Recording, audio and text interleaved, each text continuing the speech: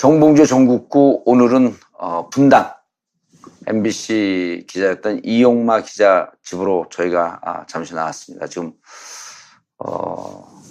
해직되고 그리고 지금 그 암과 싸우고 투병 생활을 하고 있는데 지금 MBC 사태가 이제 해결 임박하고 있는 것 같습니다. 그래서 이용마 기자 최근의 건강 상태 그리고 MBC 상황에 대해서 좀 말씀을 들어보기 위해서 저희가 이용마 기자님 집으로 왔습니다. 함께할 분 최강 변호사 자리하셨습니다. 네, 안녕하세요. 최강입니다. 자, 그리고 이용마 기자님. 네, 네, 안녕하세요. 공범죄를 통해서 많은 분들이 보셨을 텐데 그때 처음 나왔을 때보다 마지막 부분에 그 어딘가요? 어디 뭐 기도원에서 저희 시골에서 요양할 때 그때 살이 많이 빠져갖고 많은 분들이 걱정을 하고 그랬는데 그 영화에 나올 때보다도 조금 더 빠지신 것 같아요. 네, 그 인터뷰 할 때가 올 5월쯤인가 그랬을 거예요. 한 5개월 전이네요. 그렇죠. 네, 그러니까 아무래도 그때보다는 좀 더 빠졌죠. 네. 지금 건강 상태는 좀 어떠세요? 일단 집에서 생활하는 데는 뭐 크게 문제는 없고요. 아직 뭐 거동이나 이런 것도 이제 가능하니까. 그리고 뭐 먹는 거 이런 것도 지장 없고. 예. 아직은 그냥 잘 버티고 있고요. 다만 이제 어떤 반전의 계기가 왔으면 좋겠는데, 아직 이제 그게 좀 잘 안 잡혀서. 공영방송 정상화가 돼야지. 그 요즘 MBC 파업이 이제 2차 파업이 들어가고, 하면서 이제 많은 분들이 그때 상황을 좀 기억하고, 170일 동안 장기 파업을 했고, 결국 그때 패배했다. 요 정도만 기억을 하고 있거든요. 네. 그래서 그때 상황과 해직될 때 상황을 조금 그 말씀을 좀 해주시죠. 뭐 상당히 복잡한데. 예. 그때 사장은 김재철 사장이었죠. 그때 김재철 사장이었죠. 그 김재철 사장이 엄경 사장이 먼저 이제 이명박 정부가 2008년 2월에 출범을 하잖아요. 예.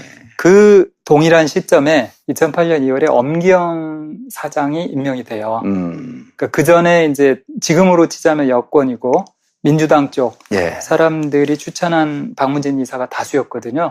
그 사람들에 의해서 2008년 2월에 엄경 사장이 임명이 돼요. 그때 이제 이명박 정부가 들어서면서 KBS 정현주 사장 잘라내고 이러는데 엄경 사장이 이제 임명된 지 얼마 되지도 않았고 또 절차적으로도 사실 그 당시 이제 자를 수 있는 방법이 당장은 없었어요. 그러다 보니까 엄경 사장을 한 2년 동안은 그냥 내버려 두거든요. 또 엄경 사장이 그 당시 눈치를 많이 받고 그러다 보니까 2년 정도 유지가 됐는데 결국은 이제 2년 만에 엄경 사장을 잘라내죠. 그럼 2010년 일이죠. 그렇죠. 그게? 2010년. 2010년 2월에 김재철 사장이 이제 투입이 됩니다. 그때 사실은 우리가 먼저 39일 파업을 먼저 해요. 낙하산 사장 투입됐다라고 해서 39일 파업을 하는데 이때 김재철 사장이 이상한 행태를 보여요. 원래 노조에서 파업을 하면 제일 바쁠 사람이 누구일 것 같아요? 회사 경영진 중에서도 사장이 돼야 사장이 제일 바쁘겠죠. 그렇죠. 왜냐하면 파업을 수습을 해야 하잖아요. 파업이 어떻게 돌아가든지 간에 자기한테 모든 책임이 있는 건데 경영진이 사실상 무한 책임을 져야 하잖아요. 근데 노조가 파업을 했는데 사장이 사라져버려요. 그래서 회사에 안 나타나요. 노조 파업을 하는데. 노조가 그래서 유명한 이제 김재철을 찾습니다. 이 전단지가. 이게 이제 39일 파업 때 처음으로 나타난 현상이고, 노조에서 이제 대책이 없잖아요. 그러다 보니까 한 39일 만에 결국은 이제 파업을 접고 복귀를 했는데. 그 39일 중에 김재철 베드로 얘기가 있었던 거죠? 목욕탕에서 만난. 이제 그건 2012년도. 12년도에. 처음에 왔을 때. 그게 이제 2010년도 1차 파업 때 얘기고, 그리고 나서 이제 김재철. 그때 파업을 접을 때는 그래서 사장도 없는데 뭐 계속 할 수 있냐 이거를. 그렇죠. 그래서 그냥 어영부영 접게 된 거예요. 그때 뭐 초나남 사건도 발생을 하고 2010년도 지방선거도 있고. 그랬었죠. 이러다 보니까 보도투쟁이 필요하다라고 해서 이제 업무 복귀를 했죠. 그런데 이제 그때부터 사실상 이제 김재철 사장의 어떤 노조 장악, 회사 장악 이게 이제 계속 이루어졌던 거죠. 시사교양국부터 때려 부수고 라디오 뉴스부에서 이번에 나온 뭐 김미화 씨라든지 이런 거 다 쫓아내고 이런 사람들 이게 이제 진행이 되면서 이제 드디어 이제 보도부문까지도 사실상 이제 완전히 망가뜨리거든요. 예. 그래서 2012년도에 저희가 파업을 들어간 거예요. 근데 이제 2010년부터 현 사장인 김장겸이 이제 정치부장이 되면서 승승장구를 하게 되죠. 그렇죠. 예. 네. 김재철과 김장겸 사장으로 한 묶음으로 같이 한 묶음인 거죠. 움직인 거네요. 예. 예. 그 김장겸 사장의 경우에는 이미 그때 정치부장을 2년 동안을 해요. MBC에서 정치부장 2년 하는 게 쉽지 않거든요. 기존의 그 역대 사례를 보면 길어야 1년 하고 예, 대부분 교체가 됐는데 왜 그렇죠? 김장겸은 그 거의 지금도 보여지다시피 사실상 김장겸 사장 고영주랑 같은 성향의 사람으로 보면 돼요. 능력 면에서 별로 인정받지 못했던 사람들. 이 사람들이 김재철이 사장으로 온 뒤로 다 완장을 차기 시작한 거예요. 그렇죠. 그 대표적인 게 이제 김장겸. 느닷없이 정치부장으로. 정치부에 있지도 않았던. 그 전에 있었는데 아주 어렸을 때 잠깐 짧게 있었거든요. 말진 때 잠깐 그렇죠. 좀 있었다가. 네. 그 뒤로는 뭐 문화부라든지 뭐 이런 쪽으로 이제 주로 많이 배회를 하던 사람인데 갑자기 정치부장이 된 거예요. 네.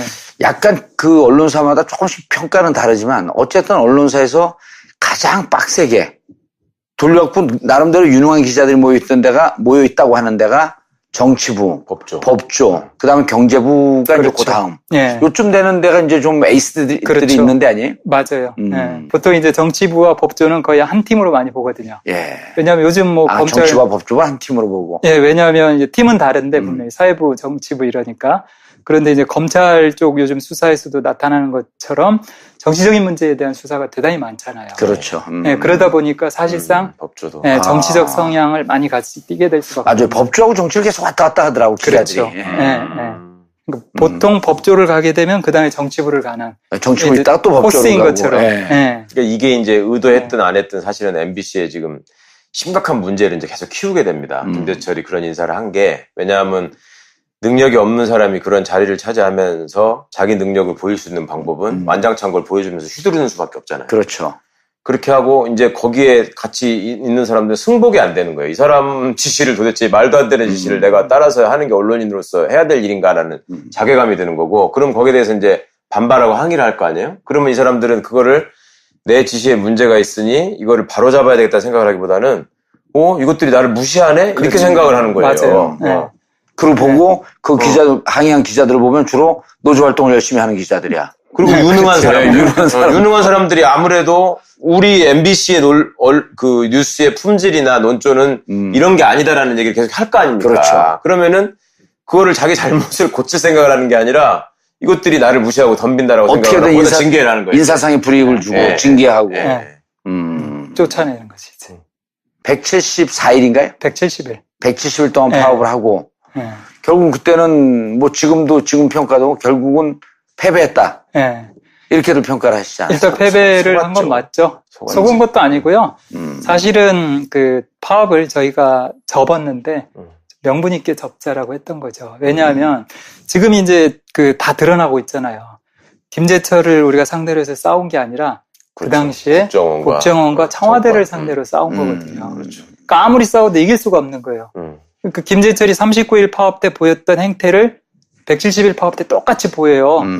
파업했는데 사장이 안 나타나요. 그때 4주인가를 안 나타나요. 한 달 정도를 안 나타나요. 호텔방 잡고 돌아다닐 때잖아요. 네. 그래서 저희가 김재철을 찾습니다. 저희가 그러고 돌아다닐 정도로 이 사람 안 나타나 버리고 또 노조가 파업을 하면 대개의 경우에 회사 사장이라면 회사에 타격을 입잖아요. 예. 방송이 제대로 안 나가니까.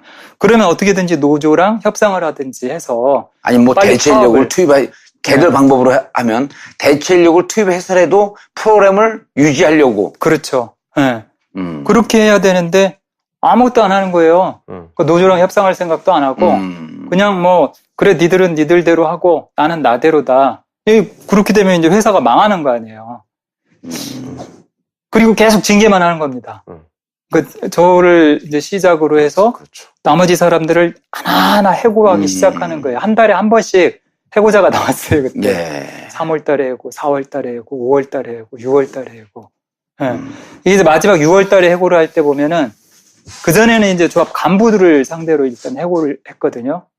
그런데 이제 6월 달에 가면 조합 간부뿐만 아니라 이제 평조합원, 평조합원까지 이제 다 자르기 시작하는 거예요. 그런 것들을 보면서 야 이건 좀 뭔가 문제가 있다. 이건 정상이 아니다. 정상적인 행태가 아니다. 이제 뭐 방법이 없다. 이대로 그 당시에 회사의 입장은 그래 대선까지 가자 뭐 이런 거였어요. 네, 대선까지 가자. 뭐 이런 상황이다 보니까 야 이건 대책이 없다. 그래서 빨리 파업을 접는 수밖에는 방법이 없다. 마치 그 솔로몬의 지혜라고 하잖아요. 그렇죠. 엄마가 이렇게 애를 나눠 가질 수 없는. 친엄마는 이제 애를 놓자 그러고. 그때 최승호 PD가 말씀하신 유명한 장면이 있어요. 이제 동료들이랑 얘기를 하다가 사내에 이제 그런 소문이 돈다는 거야. 이번에 김재철이 무슨 조직을 이렇게 한다는데, 아니면 무슨 사람을 또 어떻게 징계한다는데 이렇게 얘기를 하면은 앉아가지고, 야, 왜 그래도 그렇게는 못할 거야. 그래도 그 사람도 MBC 출신이고 우리 선배인데 이렇게 얘기를 했는데 그거보다 더 심한 걸 해버리는 거지. 그렇죠. 그러니까 이제 몇 번을 당하고 경악을 한 거야, 양반들이. 그게 사실은 김재철이 한 짓이 아니라는 거예요. 알고 보니. 김재철이 만약에 본인이 했다라면 그렇게 못할 사람입니다. 굉장히 성정도 약하고요. 아니, 김재철은 그 청와대 가서 조인트 맞고 나온 다음에 그 다음부터 이제 바뀌었다는 거 아니에요? 그렇죠. 그러니까 오다맨만 역할만 했던 거죠. 허수아비 역할만 한 거예요. 그러니까 그 모든 일을 사실은 국정원과 그 당시 이명박 정부의 청와대가 사실은 다 주도를 한 거예요. 김재철은 끌려갔던 거고, 외부인이 이런 짓을 하다 보니까 회사가 망하든 말든, 그래, 관심이 없었던 거죠. 일단 노조 때려잡자. 이것에만 모든 초점이 맞춰져 있는 거예요. 그러니까 왜 그랬는지도 중요하잖아요. 이 사람들이 이제 늘 갖고 있는 트라우마가, 제가 이제 늘 두 장면을 말씀드리는데, 박문진 이사회 때 늘 하는 얘기가, MBC가 그 노무현 대통령 탄핵 장면을 생중계한 거. 그 다음에 광우병 관련 보도가 보도한 거. 자기들의 정권의 기반을 흔든다라고 생각을 한 거예요.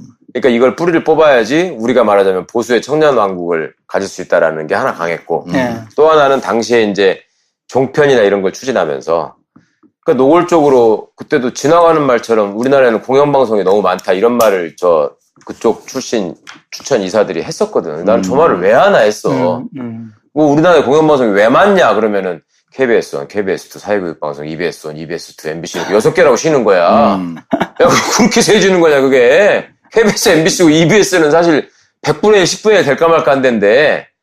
그러니까 그런 식으로 이 사람들 머릿속에는 이미 MBC를 국민의 관심으로부터, 사랑으로부터 벗어나게 하고 철저하게 짓밟아버리면 이거는 결국 시청자들이 외면을 받게 되고, 그렇게 되면 그때 MBC를 팔아치워도 누구도 관심을 갖지 않을 것이다. 그러니까 김재철이 계속 그 입에 달고 다니는 게 민영아 그런 거 아니에요. 그리고 실질적으로 MBC를 망가뜨리면 MBC에서 나오는 보도가 정상적인 보도는 MB 정권에 대해서 우호적으로 할 수가 없는 거 아니에요. 그렇죠. 지금 이제 물론 다 결과가 나오고 있지만 그때 우리가 의혹으로 갖고 있었던, 의심했던 것이 실제 내용은 그거보다 더 심했던 거 아니에요. 그렇죠. 그러니까 김재철 혼자서 있었다라고 하면 그런 자세를 못 취했죠. 그럴 유인도 안 그럴 유인도 못 되고. 진짜. 그런데 이제 국정원과 청와대가 뒤에서 조정을 하다 보니까 차라리 MBC를 문을 닫는 게 정권을 위해서는 더 낫다. 그렇게 본 거죠. 그래서 이제 그렇게 일단 강경일변도로 계속 나온 거예요. 전혀 진짜 이 티끌만큼의 양보할 생각도 없이 강경일변도로 나온 거예요. 그렇게 되니까 어떻게 돼요? 2012년 3월에 들어갔나요, 파업을? 1월 30일. 1월 30일. 그때는 그 솔직한 생각이 이미 MB 지지율이 뭐 10% 아래로 내려갔다 10%대로 왔다 갔다 했거든요. 이대로 가면은 대선 때 한번 해볼 만하고 정권이 교체될 것 같다라고 하는 이런 기대가 좀 있진 않았었나요?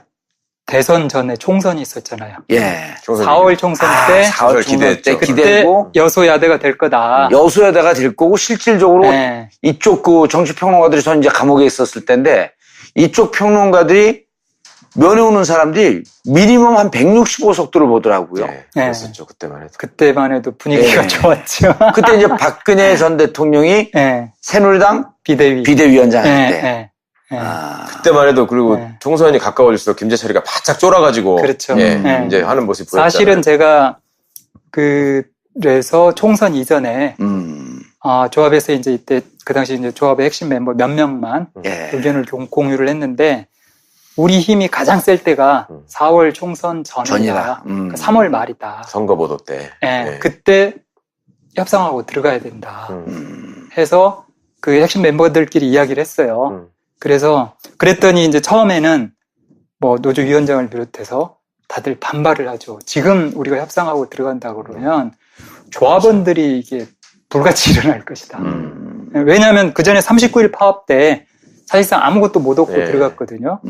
그러다 보니까 이제 그 트라우마 때문에 힘들다라고 했지만 결과적으로는 그래도 우리 힘은 지금 이미 최고다. 총선 지나가면 아무리 여소야대라고 해도 시간도 굉장히 많이 걸릴 거고 설령 야당이 이긴다고 해도 이제 그런 식으로 우리끼리 이제 내부적으로 입장을 좀 정리를 했는데 문제는 저쪽에서 받아줘야 될 거 아니에요. 예. 받을 생각이 없었던 거죠? 받을 생각이 없는 거예요. 예. 뭐 협상할 전혀 의지가 없어요. 그러니까 그때는 이제 완벽하게 그래 갈 때까지 가자라는 거예요. 이게 이제 국정원과 청와대가 조정을 하다 보니까 그냥 막 달려버린 거죠. 만약에 총선에서 여소야대가 됐으면 상황이 그래도 많이 있었을 텐데. 네. 그래도 아마 쉽지는 않았을 거예요. 왜냐하면 아무리 여소야대라고 해도 지금까지의 관행은 여당이 6명, 그렇죠. 야당이 3명의 박문진 이사를 추천하는 거기 때문에 여소야대라고 해도 그게 구성 비율이 달라지는 거 아니잖아요. 그게 안 달려줘도 이제 국회에서 그렇죠. 여소야대가 되면 이제 상임위에서도 문체인가요? 문방위에서조차도 이쪽 그 야당이 많아지게 되면 어쨌든 국회에서 MBC를 바라보는 관점이나 박문진을 바라보는 관점이나 이렇게 함부로 할 수 없었던 청문회도 상황인데. 하고 막 불러내고 여러 가지로 할 수 있었죠. 압박을 할 수 있는데 총선 결과가 안 좋은 거에 대해서 당시 좀 많이 낙담해 하셨겠네요. 이 조합원들의 실망이 엄청났어요. 그래서 이제 사실은 동력을 다시 살리기 위해서 김재철 씨의 그때 이제 무용과 문제를 저희가 까기 시작했거든요. 2012년, 13년을 넘어가면서 이제 원래 연초가 되면 경영지침이라는 건 박문진이 내리잖아요. 그때 내가 이놈들도 지금 나쁘지 않은 거 있다는 거 분명히 알면서 지금 억지로 이러는구나라고 느꼈던 게 그 경영지침에다가 제가 경영진의 책임감과 도덕성을 제고해야 된다. 이런 말을 넣자고 그랬거든요. 벌떼같이 달려들 반대를 해. 왜 책임감과 도덕성이라는 말을 넣었냐, 거기다가. 아니, 경영진의 책임감과 도덕성이 그러면 없어야 된단 말이냐, 니네는. 이유도 없어. 무조건 그 단어는 들어가면 안 된대. 그러니까 책임감과 도덕성이 없다는 걸 알고 있는 거예요. 그러니까 그걸 그렇게 해서 공식화돼서 이제 이게 MBC의 경영 지침이 되면 나중에 너네 책임감 있는 행동을 뭐 했냐, 도덕성이 없지 않냐, 이런 이제 빌미가 될까봐 미리 그러는 거지. 그때 몇 월에 일제 1차 해고인가요? 네. 3월에. 네, 제가 이제 3월에 해고. 그러니까 이용마 기자를 해고시키면 노조가 좀 힘이 빠질 것이다. 힘이 빠질 것이다라기보다는 어차피 복수로 해고할 거라고 그전부터 계속 공공연하게 얘기를 했거든요. 그 내부 구성원들이 이렇게 봤을 때는 저쪽에서도 김재철 사장이나 국정원이나 그때 MB 박근혜 정권에서 봤을 때도 이용마를 쳐내야 되겠다. 근데 이제 파업을 해야 된다라고 사실은 제일 앞장서서 이제 얘기를 했던 게 저거든요. 근데 그게 2011년 12월 초에 제가 이제 노보를 쓰는데 거기에다가 노보에다가 김재철 사장한테 경고를 해요. 이런 식으로 가면 정면 대결이 불가피하다라는 식으로. 사실은 그게 이제 파업을 암시하는 이야기였고, 또 이제 그 당시 이제 노조에서 이제 전국의 위원장들을 다 불러가지고, 이제 저희가 그 당시 19개 계열사가 있잖아요. 그 위원장들을 다 불러서 소위 이제 중집을 하거든요. 중앙집행위원회를. 그 자리에서 이제 파업이 불가피하다라고 제가 이야기를 해요. 이런 얘기들이 회사 쪽에 다 들어간 거예요. 그렇죠. 보니까. 그럼 이제 국정원에서는 계획을 잡고 있었고. 그리고 이제 우리는 노조가 무슨 행동을 할 때 은밀하게 뭘 하는 게 아니잖아요. 우리 국정원도 아니고 대중조직인데. 그러다 보니까 예고한 대로 사실은 수순을 하나씩 밟아갔거든요. 계속 이제 노조가 피켓팅도 하고, 그 다음에 연좌농성도 하고 이러면서 이제 수위를 계속 높여가면서 이런 식으로 가면 파업이 불가피하다. 대의원 대회 열어서 파업 결의하고 이런 식으로 해서 이제 갔던 거죠. 근데 그 당시에 갈 수밖에 또 없었던 거고. 그렇죠. 방송을 너무 노골적으로 망가뜨리려고 했었으니까. 해직되고 그 파업이 끝나고 파업에 이제 실패한 거 아니에요? 패배한 거고, 그리고 지나는 생활이 이제 정권 교체도 실패했고, 한 5년 동안, 지난 4, 5년 동안 무척 고통스러웠겠어요? 회사를 바라보는 그 심정이 어땠어요? 일단은 뭐 저희 해고자들보다는 안에 있는 사람들이 더 힘들었죠. 이번에 그 공범자들 영화 보면은 스케이트장에서 눈 밀고 있는 PD 선배들도 있고 진짜 말도 안 되는 일들을 하는 사람들이 너무 많았잖아요. 근데 그걸 묵묵히 다 견뎌내야 했거든요. 저희들은 그나마 이제 쫓겨났기 때문에 밖에서 어떻게 보면 행보가 자유로운 거 아니에요. 네, 그래서 밖에서 말도 마음대로 하고 다니고, 저 같은 경우 이제 팟캐스트 진행하면서 제가 할 얘기도 다 하고 이러는데, 안에 있는 사람들은 외부 매체와 인터뷰만 해도 다 징계란 말이에요. 네. 뭐 자기 그 방송 관련해가지고 예를 들어 시사매거진 2580에 있던 후배가 자기 방송을 못하게 하니까 그 미디어 오늘 인터뷰를 했거든요. 예. 그 인터뷰했다고 해서 정직 3개월. 뭐 이런 식으로 징계를 해버리니까 인터뷰도 못해요. 인터뷰하려면 미리 회사에 신고하고 허락받으라는 거거든요. 네. 그러니까 안에 있는 사람들이 얼마나 괴로웠겠어요. 그걸 또 이제 밖에서 지켜보는 저희들도 또 그만큼 힘들고. 네. 어쨌든 구성원들, 특히 그 기자들 이런 사람들을 말려 죽여야 되겠다라고 하는 그 작전이 한 5년 동안 쭉 진행이 된 거예요. 별짓을 다 했죠. 그러니까 보도국이나 시사교양국의 핵심 부서에다가 전에 말씀드린 그 고해상도 CCTV를 설치해가지고 모니터에 뭐가 떠있나까지 다 감시할 수 있는 거라고. 그 다음에 해킹 프로그램을 또 심어가지고 트로이 목마가 들어가서 이메일 이런 것들 다 감시하고. 그리고 이제 그런 것들이 다 나중에 이제 규명이 돼서 법적으로 불법행위라고 인정도 받고 그랬는데, 어쨌거나 이 사람들 그때 하는 걸 보면은 정말로 저게 도대체 사람이 할 짓인가 싶은 짓을 너무 많이 했어, 진짜. 근데 이제 지금 보면 그 다 국정원이 뒤에 있었던 거 아니에요. 그렇죠. 그 당시에 김재철, 김장겸은 허수아비였고. 그렇죠. 그 당시에 흘러나왔던 얘기 중에 하나가요. 청와대에서 MBC DNA를 이번 기회에 바꾸겠다. 이런 얘기가 흘러나왔어요. 그런데 이제 저희들은 이런 얘기가 있더라라고만 이야기를 했지, 그게 어떻게 진행되고 있는지 실질적으로 그 상황을 몰랐던 거 아니에요. 최근의 상황을 보면 무척 조직적이고 치밀하게 진행이 됐잖아요. 그렇죠. 그리고 국가정보기관, 네. 국정원, 사이버사령부, 기무사 이런 게 그 대북한 방첩 업무 뭐 이런 걸 하나도 하지 않고, 그렇죠. 정보 활동을 하나도 하지 않고 오로지 반대 세력을 짓밟기 위한 일만 계속했었거든요. 그렇죠. 최근에 나오는 그런 걸 보면서 그때 우리가 이렇게 의심을 하면서도 설마 그 정도까지 되겠어? 이런 생각들을 했을 거 아니에요. 그렇죠. 그러니까 그 말이 지금 드러나는 걸 보면 정확하게 사실대로 실행이 됐던 거예요. MBC DNA를 바꾸겠다. DNA를 바꾸려면 어떻게 해야 돼요? 완전히 세포를 다 솎아내야 된단 말이에요. 그 작업을 해온 거예요. 그래서 기존의 MBC 원래 있던 조합원들이나 구성원들을 전부 다 현업에서 빼버리고요. 예. 예. 그리고 거기에 새로운 시용이나 뭐 경력 이런 사람들을 새로 꽂아 넣고. 특히 이제 청와대 출입기자, 검찰 출입기자 이런 건 거의 100% 시용으로 다 채워서 보고하는 끈으로 만들고. 원래 MBC 공채 출신들이 하나도 없어요. 그러니까 그 전에 소위 신청교육대라고 불렀던 MBC 아카데미에다가 전부 수용을 해가지고 샌드위치 만드는 법, 무슨 파티 플랜 뭐 이런 거 교육시키고. 그래서 제가 잊어버리지도 않아. 도대체 그게 그 유능한 언론인들, 그 특종과 그 엄청난 상을 받았던 그 기자 PD들을 다 거기다 모아놓고 그게 무슨 짓이냐 그랬더니, 이 프로그램이 지금 너무 좋은 거라서 우리 임원들이 서로 감탄하고 있고 이걸 우리도 한번 배워보고 싶다는 생각에서, 그러면 너네 그거 한 번씩 다 하고 와라. 그랬더니 또 입 다물고. 정말. 이번에 세상은 바꿀 수 있습니다. 지금까지 MBC 뉴스 이용만입니다. 책을 쓰셨어요? 예. 책을 한번 좀, 책을 원래 출간하려고 썼던 건 아니죠? 출간하려고 했던 건 아니죠. 예. 제목은 왜 이렇게 한 거예요? 방송을 바꾸는 것도 아니고 세상을 바꾸는 그 제목을 챙예를 좀 해주세요. 왜? 그러니까 아이들 지금 쌍둥이라 그랬네, 아들. 네. 초등학교 3학년. 지금 10살. 네, 책을 썼던 건 아무래도 애들이 이제 20살 안팎이 되면 자기가 이제 예를 들어 이제 대학도 어디를 갈지, 또 자기는 커서 무엇을 할지, 그리고 어떻게 살아야 될지, 이제 이런 문제 가지고 본격적으로 고민할 거 아니에요?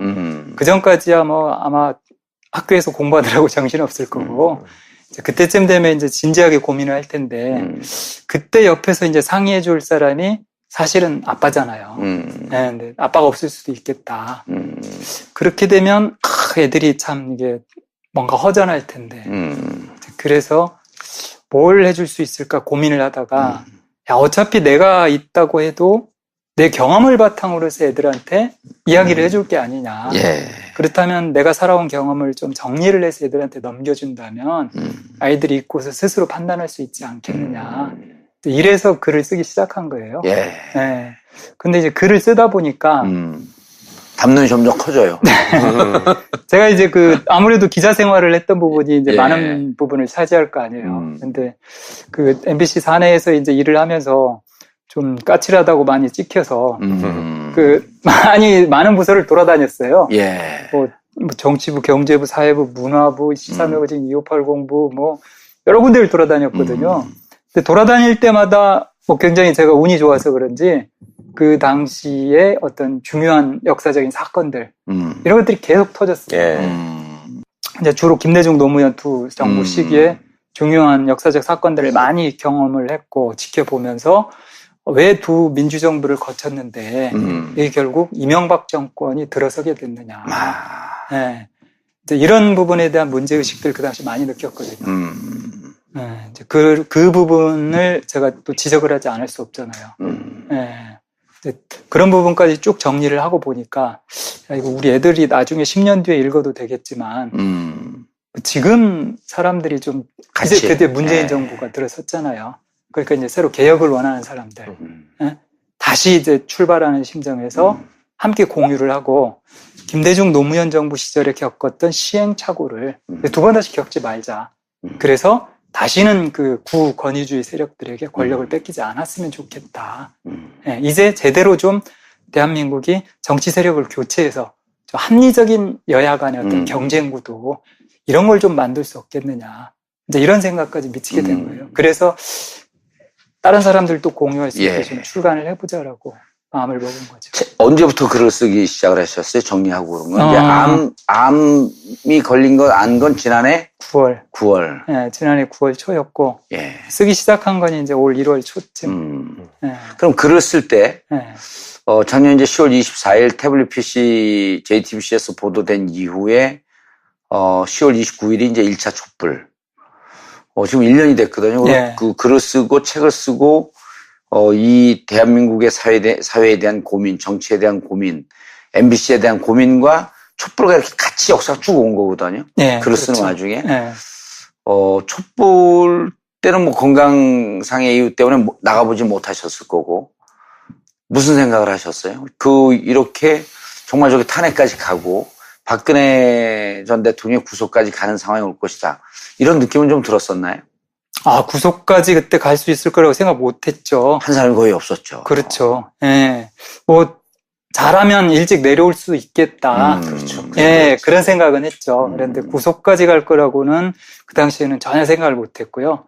87년도에 대학을 들어가셨어요. 87년도. 그러면 그때 87년이면 이제 6월 항쟁이 있었던 때고, 6월 항쟁은 결국 어찌 보면, 노태우 입에다 다 털어놓은 거고, 학생운동을 하고, 할 때마다 이제 주위에 동료 학생들이 다 끌려서 감옥으로 가고, 2010년도에, 파업을 했을 때 39일 만에 별 성과 없이 접었고, 2012년에 또 파업을 하고, 패배를 했고, 이번에 촛불이 쭉 진행이 되는데, 어쨌든 지금까지 보면 한 40, 50년 만에 역사적으로 처음 승리한 경험을 한 거거든요. 그렇죠. 그 승리한 경험이 다시 MBC나 이제 KBS 승리한 경험으로 전이되기 바로 직전인데, 촛불이 쭉 진행되는 거 보면서 또 쥐지 않을까라고 하는 이런 우려는 없었어요? 두려움 같은 거. 촛불이 진행될 때는 사실 그건 없었어요. 왜냐하면, 이건 제2의 6월 항쟁이다. 라고 봤거든요. 생각보다 많이 장기화된 건 있죠. 6월 항쟁의 경우에는 생각보다 그래도 짧게 끝났죠. 압축적이었죠. 압축적으로 그 전두환 정부가 바로 6.29 선언 내놓으면서 어떻게 보면 끝났는데, 이번에는 뭐 작년 10월부터 시작을 해서 올 3월까지 갔죠. 그러니까 벌써 한 5개월 정도 쭉 지속이 됐잖아요. 그러니까 촛불이 장기화되면서 3월 9일인가에 탄핵 발표한 게 10일인가? 그렇죠. 장기화되면서 피로도가 상당히 높겠다. 그 부분에 대한 우려는 있었어요. 지금 뭐 연인원 그때 뭐 거의 2천만 명 가까운 1,700만 명이라 그러죠. 사람들이 쏟아져 나왔잖아요. 이제 그걸 보면서 야, 사람들 지치겠다. 피로도가 굉장히 높다. 이제 그래서 과연 끝까지 잘 대우가 유지될 수 있을까? 이제 그 부분에 대한 우려는 조금 했어요. 네, 그런데 우리 국민들 대단하죠. 네. 근데 이제 요즘 이제 보면은 글이나 어떤 인터뷰를 통해서 그 어찌 보면 직접 민주주의의 중요성, 네. 주권자의 의지가 제대로 구현되는 방식, 그러니까 공영방송에 사장 뽑는 것도 그런 게 필요하고 다른 우리 사회의 소위 적폐라고 지적되는 부분에도 그런 게 필요하다라는 주장을 하잖아요. 네. 촛불 집회를 보면서 조금 더 생각이 발전되고 굳어진 거예요? 아니면 그 전부터 그런 문제의식을 갖고 있던 게 확인이 된 거예요? 그 전부터 이제 문제의식을 일부 가지고 있었고요. 그게 이제 촛불 집회 과정에서 어떻게 보면 이제 입이 된 거죠. 그렇죠. 예. 왜냐하면 너무 문제가 많잖아요. 예. 가장 중요한 게 사실은 국회를 바꿔야 되거든요. 그런 이 국회가 소위 정치 엘리트들 아니에요. 예. 근데 이 사람들은 안 바뀐단 말이에요. 자신들을 개혁해야 되니까 그렇죠. 검찰이 검찰 개혁 못하는 것과 똑같은 거죠. 예. 그럼 결국 이 엘리트들, 선출된 엘리트들을 누가 바꿔줄 것이냐. 그럼 결국 국민이 바꿔주는 수밖에 없어요. 그래서 이제 제가 국민들이 좀 더 참여할 수 있는 노무현 정부에서 참여정부라고 했지만 그 당시 그 한계라는 게 뭐냐면요. 참여라고 하는 게 사실 위원회였어요. 그래서 네. 소위 지식인층들. 그렇죠. 네, 지식인층들이 무슨 위원회 이렇게 참여하는 식으로 이루어졌거든요. 근데 지식인층들이 참여를 하다 보니까 이것도 역시 엘리트주의의 한계. 네, 그걸 극복을 하지 못하더라. 그리고 또 그 지식인들이 일부 이렇게 들어가다 보니까 대표성 문제가 제기되는 거죠. 야, 어차피 저 정부에서 꽂아 넣은 사람들 아니냐. 이러다 보니까 야당에서 뭐 동의를 못 하는 거죠. 네. 네, 이제 이런 문제들이 제기가 되는 거고. 반면에 제가 요즘 주장하는 어떤 국민들을 대리인단. 네, 국민 대리인단 무작위로 추첨을 해서 그 사람들이 이렇게 어떻게 보면 심판 역할을 하게 하자. 여기에 대해서 사실 말을 할 수 없잖아요. 이번에 신고리, 신고리 5기 거기. 거기에 대해서 뭐 지금 당장은 공사를 계속하고 앞으로는 하지 말라는 거 아니에요. 이 결정이 나온 데에 대해서 야당도 지금 뭐 이러쿵저러쿵 말을 못 하잖아요. 그렇죠. 네. 왜냐하면 국민이 심판을 해버리니까 자기들이 여기에 대해서 어떻게 할 수가 있는 방법이 없단 말이에요. 근데 이런 방법들을 여러 가지 정책 결정 과정에 활용을 하면 좋겠다. 뭐 대표적인 아주 쉬운 것 중에 하나가 인사청문회란 말이에요. 예. 지금 뭐 홍정학 후보, 중기부 장관 후보 놓고서 뭐 논란이 많잖아요. 예. 인사청문회 하고 국민들이 대통령도 뽑는데 국민 대리인단 몇 명 뽑아서 평가를 하자. 이 사람들이 평가하면 되잖아요. 여야가 얼마든지 공방전 펼쳐라 이거예요. 그걸 국민들이 지켜보고서 저 사람 되겠네 안 되겠네 판단하면 되거든요. 근데 이걸 국회에다 맡겨버리면 그냥 결국은 또 수의 게임으로 가잖아요. 네. 한번 그 선거에 의해서 결정된 수의 게임이 이게 4년 동안 간단 말이에요. 그러다 보니까 여당도 그렇고 야당도 그렇고 서로 승복을 못 하잖아요. 국회는 맨날 교착이 되고 네. 제대로 돌아가지를 못하고 그러니까 뭐 동물국회네 식물국회네 이런 얘기만 나오고. 그러니까 소위 왜 정치학계에서 현대민주주의를 뭐 대의민주주의, 정당민주주의 이런 걸 표현을 하잖아요. 예. 그거는 이제 더 이상 유효하지 않다라고 생각하는 거예요. 지금 적어도 대한민국에 있어서는 저는 유효하지 않다라고 봐요. 왜냐하면 지금 제일 극복해야 될 게 바로 지금 현재의 정당 체제, 그 다음에 국회의 문제인데 이걸 뛰어넘어야지 지금 방법이 없다는 거죠. 그걸 뛰어넘어야지 세상이 확실히 바뀔 수 있고 그럼 토대가 단단해진다. 아직까지도 지금 뭐 좌빨, 종북, 좌파 이런 그 수구 냉전적인 사고 방식을 가진 사람들이 국회에 거의 절반 가까이 되잖아요. 그렇죠. 이걸 어떻게 바꾸냐는 거죠. 이 사람들이 계속 그런 생각을 가지고 살아간다. MBC, KBS 지금 파업이 그리고 이제 사장 교체, 박문진 이사장 해임 이게 이제 지금 거의 이제 그 시간의 문제로 그 가서 거의 마무리되기 일보 직전까지 오는 것 같거든요. 이 MBC 바라보면서 그날 10월 25일 날도 바로 김장겸 해임해라. 바로 고영주 해임해라 이런 말씀을 하셨잖아요. 요 상황이 이제 11월 초중순까지는 넘기지 않을 거로 보이고 앞으로 MBC 평생 그 기자로서 애착을 갖고 좋은 언론을 만들려고 그렇게 노력을 하셨는데 MBC 어떻게 가야지. 가능하면 이번에 이제 김장겸 사장 자르고, 새로운 사장 선임 과정에서부터, 어떻게 보면 정치권에서 좀 자유로운 사람이 됐으면 좋겠다. 그게 제일 중요한 것 같아요. 그런 사람이 돼야 사장이 되었을 때 자유롭게 또 인사권을 행사하고요. 네, 그렇게 됩니다. 김장겸, 김재철 이런 사람들이 사장을 하면서요, MBC에서 아주 희한한 일이 벌어졌어요. 그 전까지는요, MBC에서 승진을 하려고 하면, 그래도 물론 뭐 내부에서 사내 정치를 하는 사람들도 있었지만 일부 대다수의 경우는 자기가 일을 통해서 능력을 보여준 거였어요. 역량을 보여줘야지. 네. 구성원들이 인정을 해주죠. 그렇죠. 네. 그렇게 해서 차곡차곡 승진하는 과정들을 밟았거든요. 그러다 보니까 외부를 볼 필요가 없잖아요. 네. 그런데 김재철, 김장겸 이런 사람들이 오면서는요, 심지어 보직부장 하려고 해도요, 박문진 쪽에 쉽게 말하면 로비를 하는 거예요. 왜냐면 박문진에서 사장들한테 야 누구 저 부장 시켜줘 뭐 이런 식으로 나오니까, 그러니까 이 사장이라고 하는 사람들이 사실상 이제 허수아비가 돼버린 거 아니에요. 외부에서 다 꽂아도 청와대 입김, 무슨 뭐 여당의 입김, 뭐 박문진의 입김, 뭐 이런 식으로 이제 모든 인사가 다 좌우돼 버리니까 자율성이 없는 거예요. 시간이 많이 걸리진 않을 것 같죠? 시간이 그렇게 오래 걸리지는 않을 거예요. 그럼요. 워낙 훌륭한 분들이, 인재들이 많기 때문에. 역량이 있어요. 단지 이제 한 가지 우려되는 건, 김재철 때부터 지금까지요, 신입사원이 없어요. 안 뽑아버렸어요. 네, 김재철 아마 2012년인가 2013년이 신입사원 뽑는 게 마지막일 거예요. 그 뒤로 신입사원을 안 뽑아버렸습니다. 이른바 이제 시용이라고 하는 경력사원을 뽑고. 네, 바닥이 없습니다, 지금.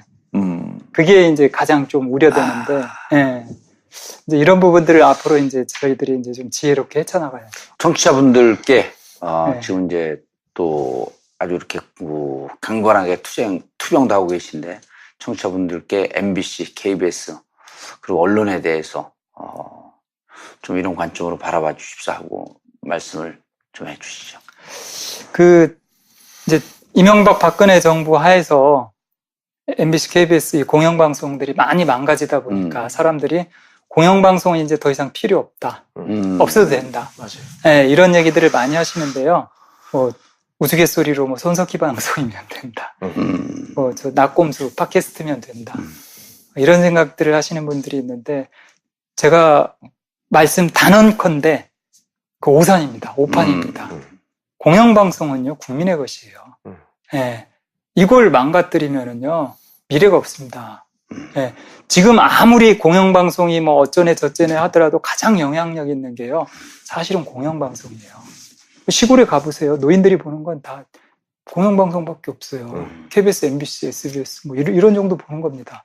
네. 그리고 팟캐스트나 뭐 SNS가 영향력이 있다고 하지만 사실상 어떻게 보면은 이것도 끼리끼리 보는 성향이 강해요. 그렇죠. 주로 이제 수도권에 많이 모여 그렇죠. 있고 젊은 세대 쪽에 모여 있고. 네. 한계가 있는 겁니다. 분명하게. 그렇기 때문에 그걸 확산을 시키려면 나 혼자 사회를 개혁할 수는 없잖아요. 우리가 함께 개혁해야 되는데 그걸 함께 가려고 하면 공영방송이라고 하는 건 진짜 필수품입니다. 없으면 안 돼요. 그렇기 때문에 공영방송을 살려야 되고요.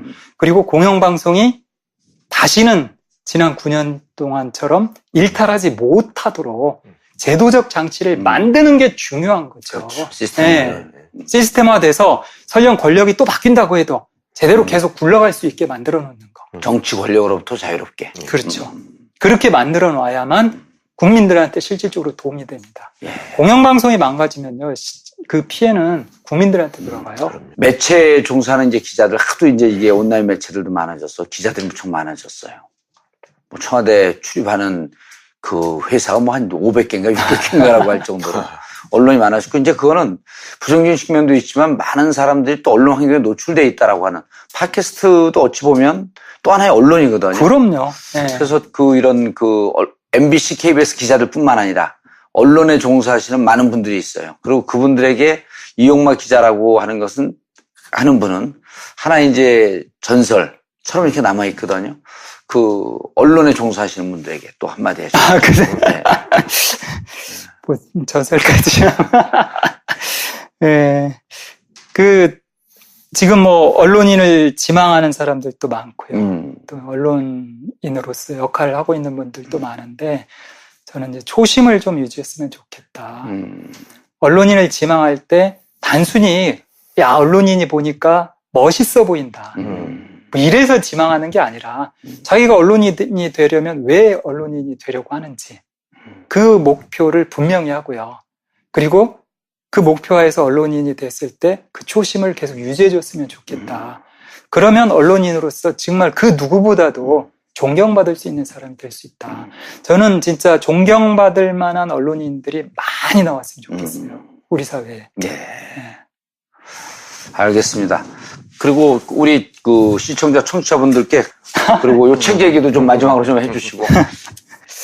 그 세상은 혼자서 바꿀 수는 없습니다. 예. 함께 바꿔야 되고요. 우리가 바꿔야 됩니다. 그래서 가급적이면 우리가 하나로 단합을 해야 되고요. 그리고 과거에 대해서도 냉정하게 비판적인 시각에서 바라볼 수 있어야 되고 그래야 또 앞으로 전진할 수 있습니다. 나름대로 이제 그런 부분들에 대한 문제의식을 많이 가지고 여기에서 대안까지도 어떻게 보면 좀 일부 제시를 하고 그랬기 때문에 많은 분들이 좀 읽고서 공유를 좀 해주셨으면 어떨까 그런 생각을 해봅니다. 알겠습니다. 네. 지금 투병 생활하고 계신데 우리 시청자분들께 이까짓 거 내가 탁 털고 일어나겠다. 걱정하지 말아라. 네. 그 부분은 좀 자신 있게 말하기 어려울 것 같은데. 아니 근데 정상화를 시켜야지 무슨. 네. 아니 그런데 그 우려했던 것보다 아주 이렇게 그 목소리도 힘이 있으시고 그 똑같아요. 활력도 좋고 그러시거든요. 그건 아마 제가 지금 항암 치료를 병원에서 안 받았기 때문에 그러지 않는가. 그냥 개인적으로 그렇게 생각하고 있어요. 시청자분들이 보시다가 저러다 금방 일어나지 않겠어? 이런 생각하지 않을까요? 그렇죠. 그래도 한번 용기를 꼭 일어나겠다. 알겠습니다. 하여튼 많은 분들이 이제 이런 기회들을 통해서 세상을 바꾸는 동반자가 될 거라고 보고요. 저도 그 대열에 반드시 떨치고 일어나서 합류하도록 그렇게 하겠습니다. 알겠습니다. 클로징은 이렇게 해주셔야죠. 지금까지 MBC 뉴스 이용재. 클로징만 해주셔야죠. 옛날 목소리 그대로. 카메라 보시고요. 네, 세상은 바꿀 수 있습니다. MBC 뉴스 이용마입니다. 감사합니다. 편이나 이런 걸 추진하면서 그러니까 노골적으로 그때도 지나가는 말처럼 우리나라에는 공영방송이 너무 많다 이런 말을 그쪽 출신 추천 이사들이 했었거든. 나는 저 말을 왜 하나 했어. 뭐 우리나라에 공영방송이 왜 많냐 그러면은 KBS1, KBS2, 사회교육방송, EBS1, EBS2, MBC 이렇게 6개라고 쉬는 거야. 야, 그렇게 세주는 거냐 그게. KBS, MBC고 EBS는 사실 100분의 1, 10분의 1 될까 말까 한 데인데 그러니까 그런 식으로 이 사람들 머릿속에는 이미 MBC를 국민의 관심으로부터 사랑으로부터 벗어나게 하고 철저하게 짓밟아버리면 이거는 결국 시청자들이 외면을 받게 되고 그렇게 되면 그때 MBC를 팔아치워도 누구도 관심을 갖지 않을 것이다. 그러니까 김재철이 계속 그 입에 달고 다니는 게 민영화 그런 거 아니에요. 그리고 실질적으로 MBC를 망가뜨리면 MBC에서 나오는 보도가 정상적인 보도는 MB 정권에 대해서 우호적으로 할 수가 없는 거 아니에요. 그렇죠. 지금 이제 물론 다 결과가 나오고 있지만 그때 우리가 의혹으로 갖고 있었던 의심했던 것이 실제 내용은 그거보다 더 심했던 거 아니에요. 그렇죠. 그러니까 김재철 혼자서 있었다라고 하면 그런 자세를 못 취했죠. 그럴 유인도 그럴 유인도 못 되고. 진짜. 그런데 이제 국정원과 청와대가 뒤에서 조정을 하다 보니까 차라리 MBC를 문을 닫는 게 정권을 위해서는 더 낫다. 그렇게 본 거죠. 그래서 이제 그렇게 일단 강경일변도로 계속 나온 거예요. 전혀 진짜 이 티끌만큼의 양보할 생각도 없이 강경일변도로 나온 거예요. 그렇게 되니까 어떻게 돼요? 2012년 3월에 들어갔나요, 파업을? 1월 30일. 1월 30일. 그때는 그 솔직한 생각이 이미 MB 지지율이 뭐 10% 아래로 내려갔다 10%대로 왔다 갔다 했거든요. 이대로 가면은 대선 때 한번 해볼 만하고 정권이 교체될 것 같다라고 하는 이런 기대가 좀 있진 않았었나요? 대선 전에 총선이 있었잖아요. 4월 총선 때. 4월 총선 때 기대고. 여소야대가 될 거다. 여소야대가 될 거고 실질적으로 이쪽 그 정치평론가들이 전 이제 감옥에 있었을 때인데 이쪽 평론가들이 면회 오는 사람들이 미니멈 한 165속도를 보더라고요. 네, 그랬었죠. 그때만 해도. 그때만 해도 분위기가 좋았죠. 그때 이제 박근혜 전 대통령이 새누리당 비대위원장 할 때. 그때만 해도 그리고 총선이 가까워질수록 김재철이가 바짝 쫄아가지고 그렇죠. 이제 하는 모습이 보였잖아요. 사실은 제가 그래서 총선 이전에 조합에서 이제 이때 그 당시 이제 조합의 핵심 멤버 몇 명만 의견을 공유를 했는데 우리 힘이 가장 셀 때가 4월 총선 전이다. 3월 말이다. 선거보도 때. 그때 협상하고 들어가야 된다. 해서 그 핵심 멤버들끼리 이야기를 했어요. 그래서 그랬더니 이제 처음에는 뭐 노조위원장을 비롯해서 다들 반발을 하죠. 지금 우리가 협상하고 들어간다 그러면 조합원들이 이게 불같이 일어날 것이다. 왜냐하면 그 전에 39일 파업 때 사실상 아무것도 못 얻고 들어갔거든요. 그러다 보니까 이제 그 트라우마 때문에 힘들다라고 했지만 결과적으로는 그래도 우리 힘은 지금 이미 최고다. 총선 지나가면 아무리 여수야대라고 해도 시간도 굉장히 많이 걸릴 거고 설령 야당이 이긴다고 해도 이제 그런 식으로 우리끼리 이제 내부적으로 입장을 좀 정리를 했는데 문제는 저쪽에서 받아줘야 될 거 아니에요. 받을 생각이 없었던 거죠? 받을 생각이 없는 거예요. 뭐 협상할 전혀 의지가 없어요. 그러니까 그때는 이제 완벽하게 그래 갈 때까지 가자라는 거예요. 이게 이제 국정원과 청와대가 조정을 하다 보니까 그냥 막 달려버린 거죠. 만약에 총선에서 여소야대가 됐으면 상황이 그래도 많이 있었을 텐데. 그래도 아마 쉽지는 않았을 거예요. 왜냐하면 아무리 여소야대라고 해도 지금까지의 관행은 여당이 6명, 그렇죠. 야당이 3명의 박문진 이사를 추천하는 파업 때 처음으로 나타난 현상이고 노조에서 이제 대책이 없잖아요. 그러다 보니까 한 39일 만에 결국은 이제 파업을 접고 복귀를 했는데. 그 39일 중에 김재철 베드로 얘기가 있었던 거죠? 목욕탕에서 만난. 이제 그건 2012년도. 12년도에. 처음에 왔을 때. 그게 이제 2010년도 1차 파업 때 얘기고. 그리고 나서 이제 김재철. 그때 파업을 접을 때는 그래서 사장도 없는데 뭐 계속 할 수 있냐 이거를. 그렇죠. 그래서 그냥 어영부영 접게 된 거예요. 그때 뭐 초나남 사건도 발생을 하고 2010년도 지방선거도 있고. 그랬었죠. 이러다 보니까 보도투쟁이 필요하다라고 해서 이제 업무 복귀를 했죠. 그런데 이제 그때부터 사실상 이제 김재철 사장의 어떤 노조 장악, 회사 장악, 이게 이제 계속 이루어졌던 거죠. 시사교양국부터 때려 부수고, 라디오 뉴스부에서 이번에 나온 뭐 김미화 씨라든지 이런 거 다 쫓아내고 이런 사람들. 이게 이제 진행이 되면서, 이제 드디어 이제 보도부문까지도 사실상 이제 완전히 망가뜨리거든요. 그래서 2012년도에 저희가 파업을 들어간 거예요. 근데 이제 2010년부터 현 사장인 김장겸이 이제 정치부장이 되면서 승승장구를 하게 되죠. 그렇죠. 김재철과 김장겸 사장으로 한 묶음으로 같이 한 묶음인 거죠. 움직인 거네요. 김장겸 사장의 경우에는 이미 그때 정치부장을 2년 동안을 해요. MBC에서 정치부장 2년 하는 게 쉽지 않거든요. 기존의 그 역대 사례를 보면 길어야 1년 하고 대부분 교체가 됐는데. 왜 그렇죠? 김장겸은 그 거의 지금도 보여지다시피 사실상 김장겸 사장 고영주랑 같은 성향의 사람으로 보면 돼요. 능력 면에서 별로 인정받지 못했던 사람들. 이 사람들이 김재철이 사장으로 온 뒤로 다 완장을 차기 시작한 거예요. 그 대표적인 게 이제 김장겸. 느닷없이 정치부장으로. 정치부에 있지도 않았던. 그 전에 있었는데 아주 어렸을 때 잠깐 짧게 있었거든요. 말진 때 잠깐 좀 있었다가. 그 뒤로는 뭐 문화부라든지 뭐 이런 쪽으로 이제 주로 많이 배회를 하던 사람인데 갑자기 정치부장이 된 거예요. 약간 그 언론사마다 조금씩 평가는 다르지만 어쨌든 언론사에서 가장 빡세게 돌려갖고 나름대로 유능한 기자들이 모여 있다고 하는 데가 정치부, 법조, 그다음에 경제부가 이제 그 다음. 요쯤 되는 데가 이제 좀 에이스들이 있는 데 아니에요? 맞아요. 보통 이제 정치부와 법조는 거의 한 팀으로 많이 보거든요. 왜냐하면 요즘 뭐 검찰 정치부와 법조가 한 팀으로 보고. 왜냐하면 이제 팀은 다른데 분명히 사회부, 정치부 이러니까. 그런데 이제 검찰 쪽 요즘 수사에서도 나타나는 것처럼 정치적인 문제에 대한 수사가 대단히 많잖아요. 그렇죠. 그러다 보니까 사실상 법조도. 정치적 성향을 많이 같이 띠게 될 수밖에 없어요. 맞아요. 법조하고 정치를 계속 왔다 갔다 하더라고, 기자들이. 그렇죠. 그러니까 보통 법조를 가게 되면 그 다음에 정치부를 가는. 정치부 있다가 또 법조를 코스인 가고. 것처럼. 그러니까 이게 이제 의도했든 안 했든 사실은 MBC에 지금 심각한 문제를 이제 계속 키우게 됩니다. 김재철이 그런 인사를 한 게, 왜냐하면 능력이 없는 사람이 그런 자리를 차지하면서 자기 능력을 보일 수 있는 방법은 완장찬 걸 보여주면서 휘두르는 수밖에 없잖아요. 그렇죠. 그렇게 하고 이제 거기에 같이 있는 사람들은 승복이 안 되는 거예요. 이 사람 지시를 도대체 말도 안 되는 지시를 내가 따라서 하는 게 언론인으로서 해야 될 일인가라는 자괴감이 드는 거고, 그럼 거기에 대해서 이제 반발하고 항의를 할 거 아니에요? 그러면 이 사람들은 그거를 내 지시에 문제가 있으니 이거를 바로잡아야 되겠다 생각을 하기보다는 이것들이 나를 무시하네? 이렇게 그렇지. 생각을 하는 거예요. 맞아요. 네.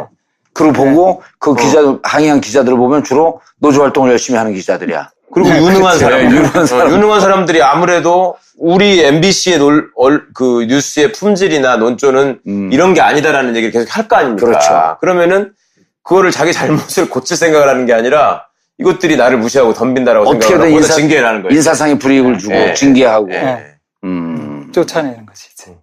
174일인가요? 170일. 170일 동안 파업을 하고 결국 그때는 뭐 지금 평가도 결국은 패배했다. 이렇게도 평가를 하시잖아요. 일단 패배를 한 건 맞죠. 속은 것도 아니고요. 사실은 그 파업을 저희가 접었는데 명분 있게 접자라고 했던 거죠. 왜냐하면 지금 이제 그 다 드러나고 있잖아요.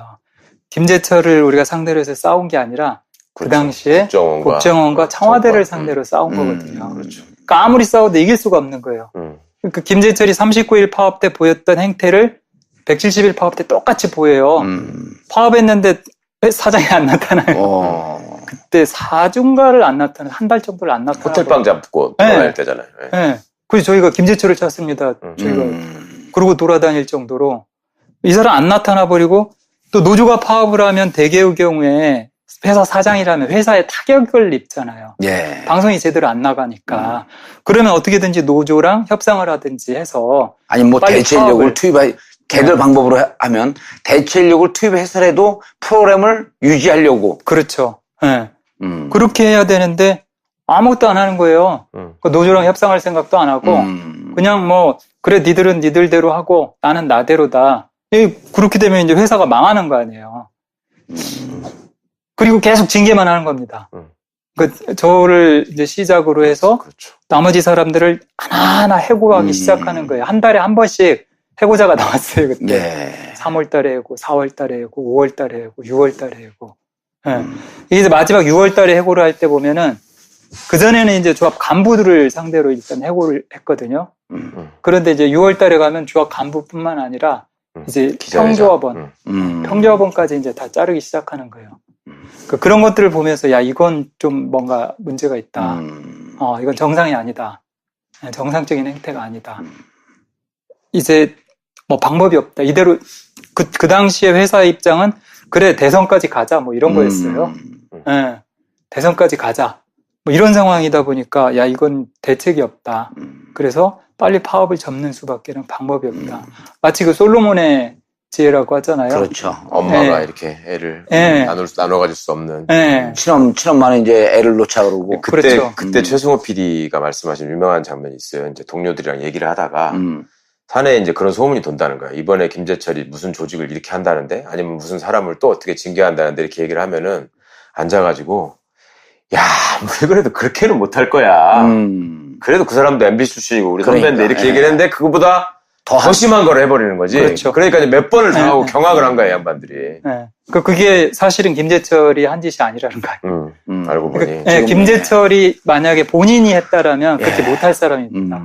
굉장히 성정도 약하고요. 아니, 김재철은 그 청와대 가서 쪼인타 맞고 나온 다음에 그 다음부터 이제 바뀌었다는 거 아니에요? 그렇죠. 그러니까 오다맨만 역할만 했던 거죠. 허수아비 역할만 한 거예요. 그러니까 그 모든 일을 사실은 국정원과 그 당시 이명박 정부의 청와대가 사실은 다 주도를 한 거예요.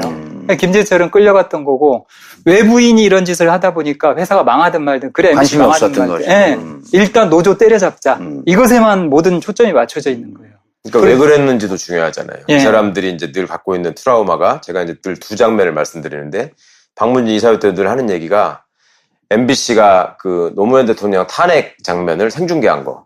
그 다음에 광우병 관련 보도가 보도한 거. 자기들의 정권의 기반을 흔든다라고 생각을 한 거예요. 그러니까 이걸 뿌리를 뽑아야지 우리가 말하자면 보수의 청년 왕국을 가질 수 있다라는 게 하나 강했고, 또 하나는 당시에 이제 정봉주 전국구 오늘은 분당 MBC 기자였던 이용마 기자 집으로 저희가 잠시 나왔습니다. 지금 해직되고 그리고 지금 암과 싸우고 투병 생활을 하고 있는데 지금 MBC 사태가 이제 해결 임박하고 있는 것 같습니다. 그래서 이용마 기자 최근의 건강 상태 그리고 MBC 상황에 대해서 좀 말씀을 들어보기 위해서 저희가 이용마 기자님 집으로 왔습니다. 함께할 분 최강 변호사 자리하셨습니다. 네, 안녕하세요. 최강입니다. 자, 그리고 이용마 기자님. 네, 네, 안녕하세요. 공범자들 통해서 많은 분들이 보셨을 텐데 그때 처음 나왔을 때보다 마지막 부분에 어딘가요? 어디 뭐 기도원에서 저희 시골에서 요양할 때 그때 살이 많이 빠져갖고 많은 분들이 걱정을 하고 그랬는데 그 영화에 나올 때보다도 조금 더 빠지신 것 같아요. 네, 그 인터뷰 할 때가 올 5월쯤인가 그랬을 거예요. 한 5개월 전이네요. 그렇죠. 네, 그러니까 아무래도 그때보다는 좀 더 빠졌죠. 네. 지금 건강 상태는 좀 어떠세요? 일단 집에서 생활하는 데는 뭐 크게 문제는 없고요. 아직 뭐 거동이나 이런 것도 이제 가능하니까. 그리고 뭐 먹는 거 이런 것도 지장 없고. 아직은 그냥 잘 버티고 있고요. 다만 이제 어떤 반전의 계기가 왔으면 좋겠는데, 아직 이제 그게 좀 잘 안 잡혀서. 공영방송 정상화가 돼야지. 요즘 MBC 파업이 이제 2차 파업이 들어가고, 하면서 이제 많은 분들이 그때 상황을 좀 기억하고, 170일 동안 장기 파업을 했고, 결국 그때 패배했다. 요 정도만 기억을 하고 있거든요. 그래서 그때 상황과 해직될 때 상황을 조금 말씀을 좀 해주시죠. 뭐 상당히 복잡한데. 그때 사장은 김재철 사장이었죠. 그때 김재철 사장이었죠. 그 김재철 사장이 엄경 사장이 먼저 이제 이명박 정부가 2008년 2월에 출범을 하잖아요. 그 동일한 시점에 2008년 2월에 엄경 사장이 임명이 돼요. 그러니까 그 전에 이제 지금으로 치자면 여권이고 민주당 쪽 사람들이 추천한 박문진 이사가 다수였거든요. 그 사람들에 의해서 2008년 2월에 엄경 사장이 임명이 돼요. 그때 이제 이명박 정부가 들어서면서 KBS 정현주 사장 잘라내고 이러는데 엄경 사장이 이제 임명된 지 얼마 되지도 않았고 또 절차적으로도 사실 그 당시 이제 자를 수 있는 방법이 당장은 없었어요. 그러다 보니까 엄경 사장을 한 2년 동안은 그냥 내버려 두거든요. 또 엄경 사장이 그 당시 눈치를 많이 받고 그러다 보니까 2년 정도 유지가 됐는데 결국은 이제 2년 만에 엄경 사장을 잘라내잖아요. 그럼 2010년 일이죠. 그렇죠. 그게? 2010년. 2010년 2월에 김재철 사장이 이제 투입이 됩니다. 그때 사실은 우리가 먼저 39일 파업을 먼저 해요. 낙하산 사장 투입됐다라고 해서 39일 파업을 하는데 이때 김재철 사장이 이상한 행태를 보여요. 원래 노조에서 파업을 하면 제일 바쁠 사람이 누구일 것 같아요? 회사 경영진 중에서도 사장이 돼야 사장이 제일 바쁘겠죠. 그렇죠. 왜냐하면 파업을 수습을 해야 하잖아요. 파업이 어떻게 돌아가든지 간에 자기한테 모든 책임이 있는 건데 경영진이 사실상 무한 책임을 져야 하잖아요. 근데 노조가 파업을 했는데 사장이 사라져버려요. 그래서 회사에 안 나타나요. 노조가 파업을 하는데. 노조가 그래서 유명한 이제 김재철을 찾습니다. 전단지가. 이게 이제 39일 거기 때문에 여소야대라고 해도 그게 구성 비율이 달라지는 거 아니잖아요. 그게 안 달려져도 이제 국회에서 여소야대가 되면 이제 상임위에서도 문체인가요? 문방위에서조차도 이쪽 야당이 많아지게 되면 어쨌든 국회에서 MBC를 바라보는 관점이나 박문진을 바라보는 관점이나 이렇게 함부로 할 수 없었던 청문회도 하고 막 불러내고 여러 가지로 할 수 있었죠. 압박을 할 수 있는데 총선 결과가 안 좋은 거에 대해서 당시 좀 많이 낙담해 하셨겠네요. 이 조합원들의 실망이 엄청났어요. 그래서 이제 사실은 동력을 다시 살리기 위해서 김재철 씨의 그때 이제 무용과 문제를 저희가 까기 시작했거든요. 2012년, 13년을 넘어가면서 이제 원래 연초가 되면 경영지침이라는 건 박문진이 내리잖아요. 그때 내가 이놈들도 지금 나쁘지도 않은 거 있다는 거 분명히 알면서 지금 억지로 이러는구나라고 느꼈던 게 그 경영지침에다가 제가 경영진의 책임감과 도덕성을 제고해야 된다. 이런 말을 넣자고 그랬거든요. 벌떼같이 달려들어 반대를 해. 왜 책임감과 도덕성이라는 말을 넣었냐, 거기다가. 아니, 경영진의 책임감과 도덕성이 그러면 없어야 된단 말이냐, 니네는. 이유도 없어. 무조건 그 단어는 들어가면 안 된대. 그러니까 책임감과 도덕성이 없다는 걸 알고 있는 거예요. 그러니까 그걸 그렇게 해서 공식화돼서 이제 이게 MBC의 경영 지침이 되면 나중에 너네 책임감 있는 행동을 뭐 했냐, 도덕성이 없지 않냐, 이런 이제 빌미가 될까봐 미리 그러는 거지. 그때 몇 월에 일체 1차 해고인가요? 네, 3월. 3월에. 네, 제가 이제 3월에 해고. 그러니까 이용마 기자를 해고시키면 노조가 좀 힘이 빠질 것이다. 뭐 힘이 빠질 것이다라기보다는 어차피 복수로 해고할 거라고 그전부터 계속 공공연하게 얘기를 했거든요. 그 내부 구성원들이 이렇게 봤을 때는 저쪽에서도 김재철 사장이나 국정원이나 그때 MB 박근혜 정권에서 봤을 때도 저 이용마를 쳐내야 되겠다. 근데 이제 파업을 해야 된다라고 사실은 제일 앞장서서 이제 얘기를 했던 게 저거든요. 근데 그게 2011년 12월 초부터 초에 제가 이제 노보를 쓰는데 거기에다가 노보에다가 김재철 사장한테 경고를 해요. 이런 식으로 가면 정면 대결이 불가피하다라는 식으로. 사실은 그게 이제 파업을 암시하는 이야기였고, 또 이제 그 당시 이제 노조에서 이제 전국의 위원장들을 다 불러가지고, 이제 저희가 그 당시 19개 계열사가 있잖아요. 그 위원장들을 다 불러서 소위 이제 중집을 하거든요. 중앙집행위원회를. 그 자리에서 이제 파업이 불가피하다라고 제가 이야기를 해요. 이런 얘기들이 회사 쪽에 다 들어간 거예요. 그렇죠. 보니까. 그리고 이제 국정원에서는 계획을 잡고 있었고. 그리고 이제 우리는 노조가 무슨 행동을 할 때 은밀하게 뭘 하는 게 아니잖아요. 우리 뭐 국정원도 아니고 대중조직인데. 예. 그러다 보니까 예고한 대로 사실은 수순을 하나씩 밟아갔거든요. 계속 이제 노조가 피켓팅도 하고, 그 다음에 연좌농성도 하고 이러면서 이제 수위를 계속 높여가면서 이런 식으로 가면 파업이 불가피하다. 대의원 대회 열어서 파업 결의하고 이런 식으로 해서 이제 갔던 거죠. 근데 그 당시에 갈 수밖에 또 없었던 거고. 예. 그렇죠. 방송을 너무 노골적으로 망가뜨리려고 했었으니까. 해직되고 그 파업이 끝나고 파업에 이제 실패한 거 아니에요? 패배한 거고, 그리고 지나는 생활에 이제 정권 교체도 실패했고, 한 5년 동안, 지난 4, 5년 동안 무척 고통스러웠겠어요. 회사를 바라보는 그 심정이 어땠어요? 일단은 뭐 저희 해고자들보다는 안에 있는 사람들이 더 힘들었죠. 이번에 그 공범자들 영화 보면은 스케이트장에서 눈 밀고 있는 PD 선배들도 있고 진짜 말도 안 되는 일들을 하는 사람들이 너무 많았잖아요.